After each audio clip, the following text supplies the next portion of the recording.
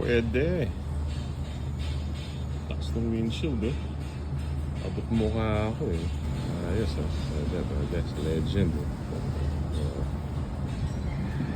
Taas ng windshield. Nice.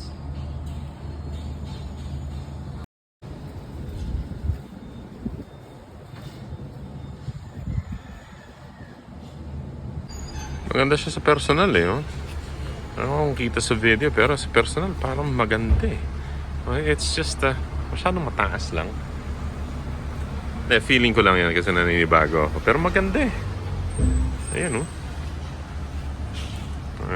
Anggulong kitang-kita siya. Oh, ayan.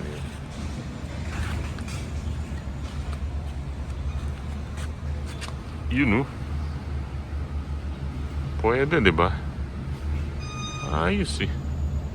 Angkad eh. Oh. Ito, front facing.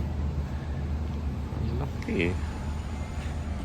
Kaya lang, problema ko dito manipis. So, very flimsy siya. Pero pag nilagyan mo ng goma dito, mas nagiging stable siya. Mali lang na order ko.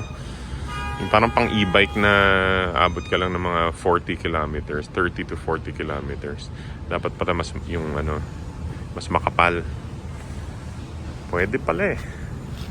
Pero as of now, pwede pa rin yan. Wag lang ako mag-E80. Ayan o. Ayan, windshield yan. Pero as long as secured, okay yan. Tama yung pagkakalagay. Eh, hindi naman ako makakapag-80 dyan. Sa totoo lang, mga 50 lang, 55. Pinakamabilis na yung 60.